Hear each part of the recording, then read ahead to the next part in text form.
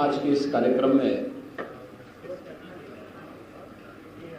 उपस्थित प्रदेश सरकार में मेरे वरिष्ठ सहयोगी उप मुख्यमंत्री श्री ब्रजेश पाठक जी, प्रदेश सरकार के मेरे वरिष्ठ सहयोगीगण श्री स्वतंत्र देव सिंह जी, श्री ए.के. शर्मा जी, सरदार बलदेव सिंह ओलख जी, प्रदेश के मुख्य सचिव श्री दुर्गा शंकर मिश्र जी, माननीय विधायक बोरा जी, माननीय विधायक श्रीमती जय देवी जी, आज के इस कार्यक्रम में उपस्थित प्रदेश शासन के सलाहकार पूर्व अपर मुख्य सचिव गृह श्री अवनीश अवस्थी जी,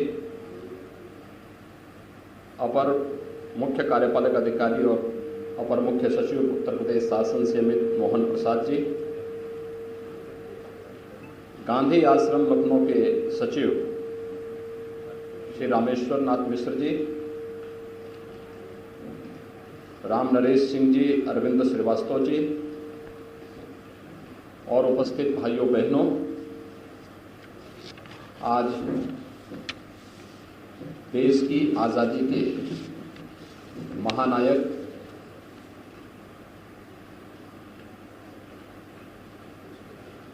विगत सदी के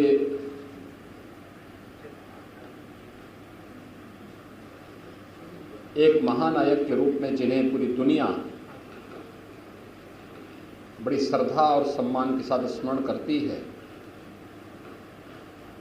ऐसे राष्ट्रपिता महात्मा गांधी जी की पावन जयंती है।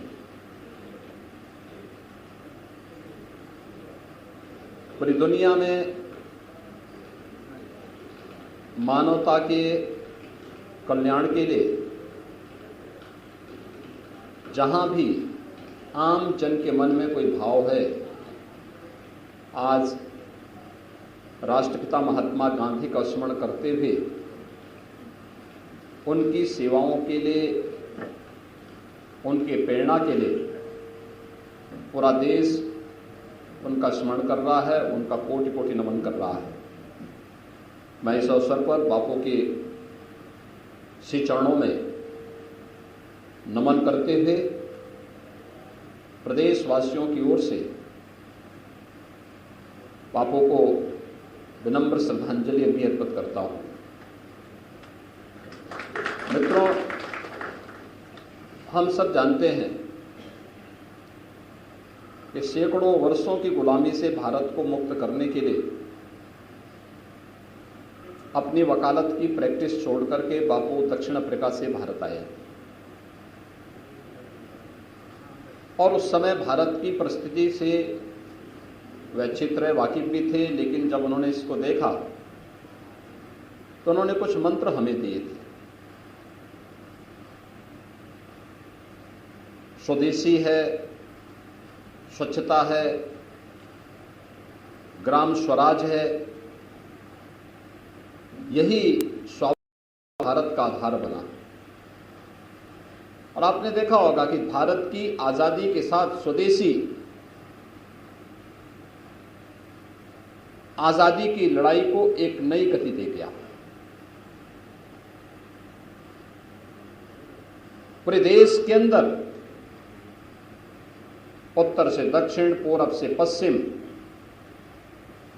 आजादी की इस लड़ाई के साथ जुड़ करके प्रत्येक व्यक्ति ने बापू के नेतृत्व में इस लड़ाई को एक नई ऊंचाइयों तक पहुंचाने के संकल्प के साथ वो आगे बढ़ा। और देखते ही देखते जिस भारत के बारे में ये कहा जाता था कि ब्रिटिश का शासन कभी अस्त नहीं होगा, उस भारत के अंदर बापू के नेतृत्व में जब ये लड़ाई आगे बढ़ाई गई तो स्वदेशी और स्वावलंबन के उनके नारे ने कभी न अस्त होने वाला ब्रिटिश शासन को अस्तांचल की ओर पहुंचा दिया। आज भी आज़ाद भारत में बापू की प्रेरणा हम सबको एक नया मार्गदर्शन देता है। याद करिए, जब प्रधानमंत्री मोदी जी ने 2014 में देश की सत्ता अपने हाथों में ली थी, इस देश ने उनके नेतृत्व पर विश्वास किया था। पहला जो अभियान उन्होंने चलाया था वो स्वावलंबन का, ग्राम स्वावलंबन का, और इसके लिए जनधन अकाउंट के माध्यम से हर एक व्यक्ति के अंदर हम वित्तीय समावेशन के साथ उसे जोड़ करके स्वावलंबन के मार्ग पर आगे बढ़ाएंगे। बहुत सारे लोगों ने तब प्रश्न किए थे, टिप्पणी की थी, लेकिन अभियान जो बापू के प्रति सच्ची श्रद्धांजलि का भाव किस रूप में, स्वच्छ भारत मिशन, स्वच्छता को जीवन का हिस्सा बना करके आज आप देखते होंगे ये स्वच्छ भारत मिशन एक स्वस्थ भारत मिशन का हिस्सा तो बना ही है, स्वस्थ भारत के साथ साथ नारी गरिमा की रक्षा का माध्यम भी बना है। आत्मनिर्भर भारत की परिकल्पना जब पूरी दुनिया कोरोना से त्रस्त थी, तब प्रधानमंत्री जी ने देश को एक मंत्र दिया था, वो आत्मनिर्भर भारत का दिया। आत्मनिर्भर भारत का मतलब जो लोकल है उसके लिए हम वोकल बने, अपनी बात पर गौरव की अनुभूति करें। बापू यही तो कहते थे, खादी भारत के स्वावलंबन का आधार बना, स्वदेशी का आधार बना, सम्मान का आधार बना। ग्रामीण क्षेत्र में आज जो कार्य चल रहे हैं, एक ग्राम स्वराज की उस परिकल्पना को जो कभी बापू ने देखा था उसको साकार करता है। यही तो आत्मनिर्भर गांव है, यही तो स्वावलंबन का आधार बनेगा। और वही कार्य बापू ने जो प्रेरणा दी, आज प्रधानमंत्री मोदी जी के नेतृत्व में उन कार्यक्रमों को जन जन तक पहुंचाने के इस बड़े अभियान को लेकर के केंद्र और राज्य सरकारें कार्य कर रही हैं। प्रदेश के अंदर बापू के इसी सपने को साकार करने के लिए राज्य सरकार ने भी प्रधानमंत्री जी के मार्गदर्शन में एक जनपद एक उत्पाद की योजना प्रारंभ की। एक जनपद एक उत्पाद, यह आत्मनिर्भरता के लक्ष्य को प्राप्त करने का एक अभियान है। आत्मनिर्भर भारत का लक्ष्य प्राप्त करना है तो आत्मनिर्भर उत्तर प्रदेश की परिकल्पना को हम साकार करेंगे। आत्मनिर्भर भारत किस परिकल्पना को साकार करने के लिए एक जनपद एक उत्पाद, स्थानीय उत्पाद को प्रमोट करना।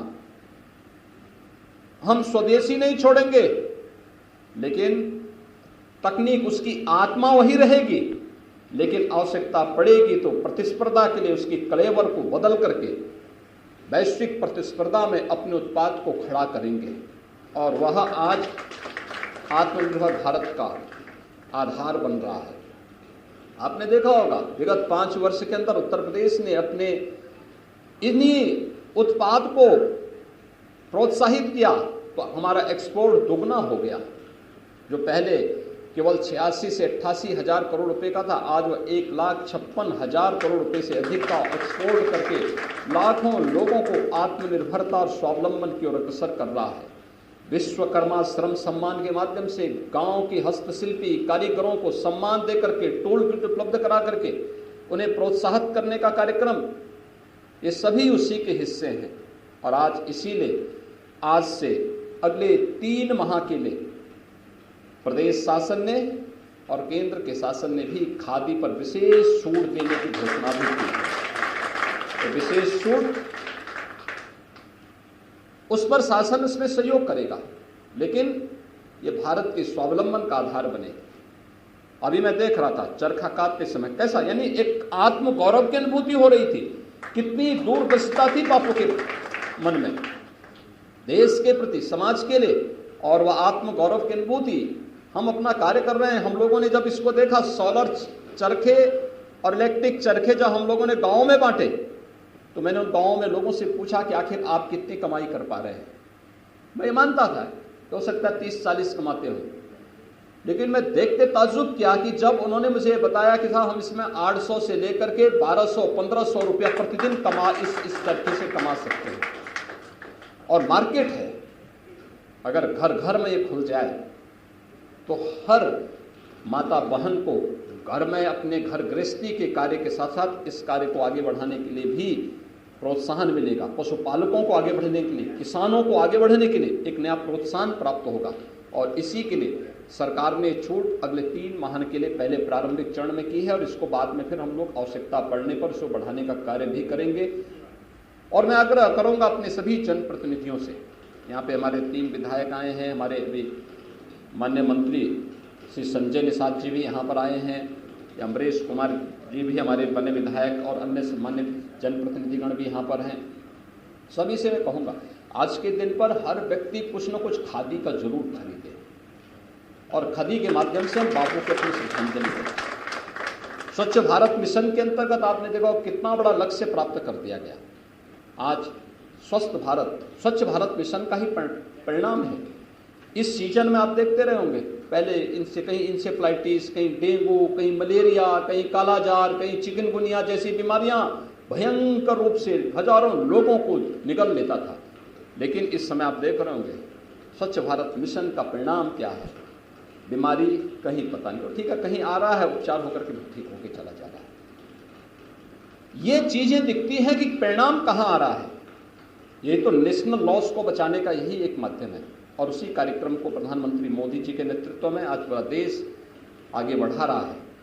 आज हम सब के लिए एक नई प्रेरणा है कि बापू के ही अनन्य अनुयायी आत्मनिर्भर भारत को और स्वावलंबी भारत के निर्माण के लिए जिन्होंने अपना पूरा जीवन समर्पित किया, भारत के द्वितीय प्रधानमंत्री सरदेव लाल बहादुर शास्त्री जी की भी आज पावन जयंती है। आज पूरा देश भारत माता की इस महान सपूत को श्रद्धांजलि अर्पित कर रहा है। उन्होंने बापू के सपने को साकार करने के लिए अपना पूरा जीवन, देश की आजादी की लड़ाई रही हो या स्वतंत्र भारत की राजनीति में विभिन्न पदों का उत्तरदायित्व निर्वहन करते हुए भी पूरी ईमानदारी और पूरी निष्ठा के साथ भारत को आत्मनिर्भर भारत की तरफ बढ़ाने के लिए जय जवान जय किसान जैसे नारा देकर के भारत को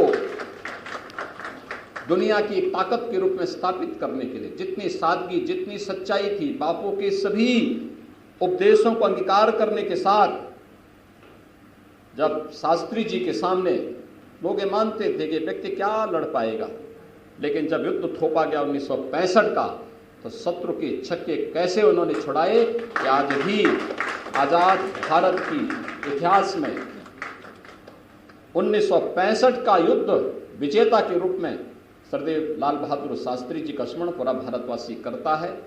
मैं इस अवसर पर सरदेव लाल बहादुर शास्त्री जी को भी उनकी पावन जयंती पर नमन करते हुए प्रदेशवासियों की ओर से उन्हें अपनी श्रद्धांजलि अर्पित करता हूं। हम सब इन महापुरुषों से प्रेरणा प्राप्त करें, भारत को दुनिया की एक महाताकत के रूप में स्थापित करने के लिए अपना योगदान दें, आत्मनिर्भर भारत की इस परिकल्पना को साकार करने में अपना योगदान दें। इस विश्वास के साथ मैं गांधी आश्रम परिवार को इस कार्यक्रम के लिए आज भी उसी निष्ठा के साथ बापू के उन सभी उपदेशों को अंगीकार करते हुए लोग निरंतर कार्य कर रहे हैं और मैं उन्हें आश्वस्त करता हूं कि राज्य सरकार उनके प्रोत्साहन के लिए उस कार्यक्रम को आगे बढ़ाने के लिए हर संभव सहयोग करेगी। आज के इस अवसर पर एक बार फिर बापू को नमन करते हुए सरदेव लाल बहादुर शास्त्री जी को विनम्र श्रद्धांजलि अर्पित करते हुए मैं अपनी वाणी को यहीं पर विराम देता हूँ। धन्यवाद। जय।